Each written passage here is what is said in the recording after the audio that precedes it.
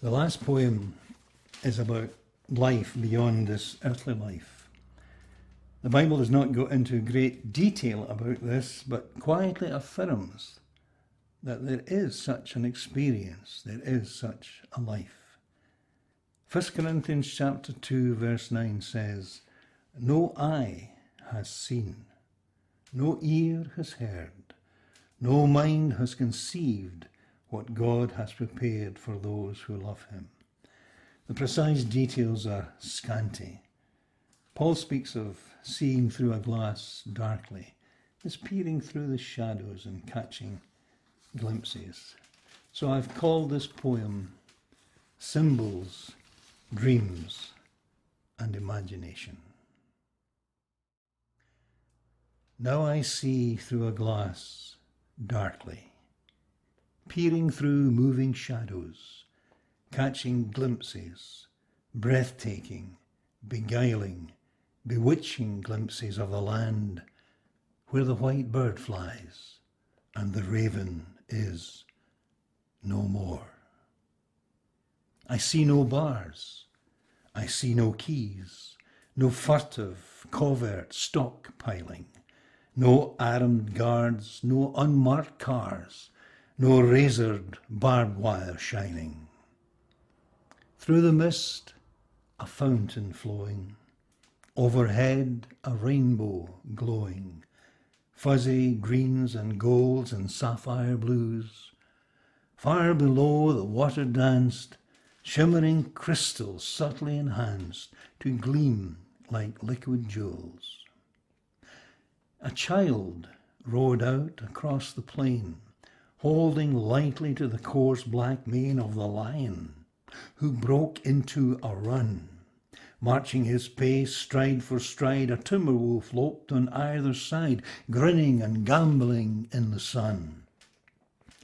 A lamb lay hidden in the grass, patiently waiting his prey to pass before launching a daring attack. They passed, he pounced, a hop, a skip, a tremendous bounce, and he was swinging from the lion's tail.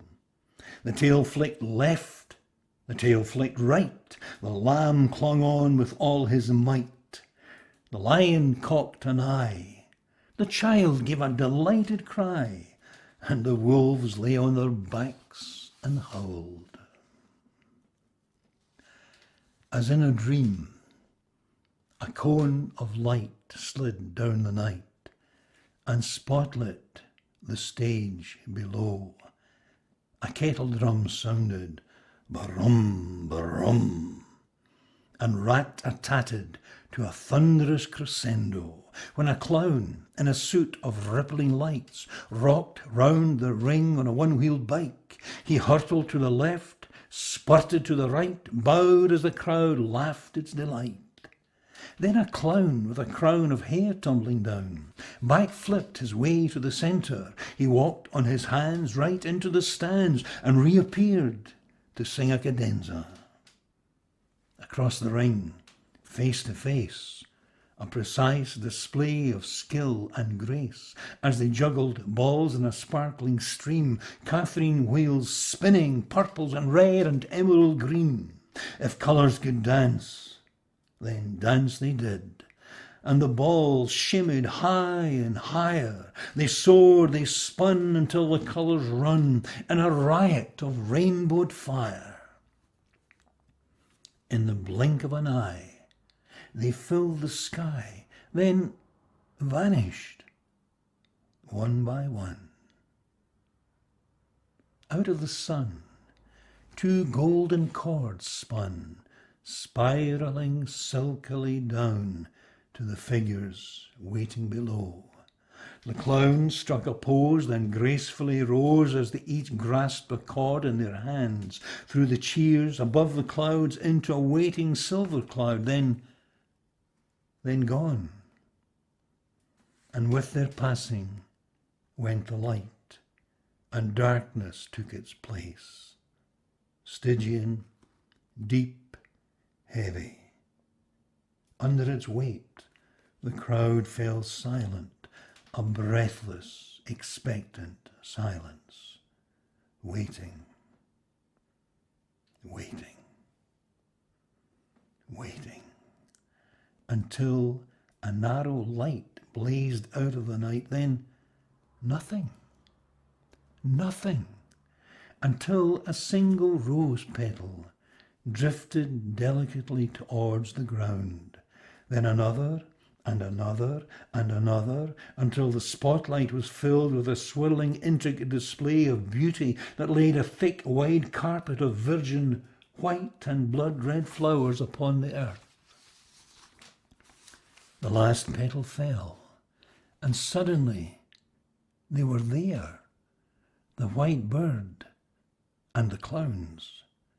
The white bird hovered over them with his wings outstretched, and they were smiling. And the light from their eyes swept the crowd, pushed back the darkness, and revealed tier upon tier of them, row upon row, bank upon bank, hundreds, thousands, millions, each one gazing, transfixed at the two clowns who were no longer clowns, but with the white bird, strangely familiar, awesome, glorious beings who blazed with ineffable beauty and incandescent splendour. Far off, the morning stars chimed, and an archangel blew a joyous silvery welcome to a new day. The crowd stamped and roared, and creation's voice soared, rising, rising, until the sound echoed and re-echoed from distant galaxies, from lonely seas, unnamed planets, strange old worlds, a sound like no other ever heard. The primal, growling, growing sound of many, many waters. And the sound was a song, and the song was the song of the redeemed. Glory, glory, glory to God, the highest. Now I see through a glass darkly, but then, but then.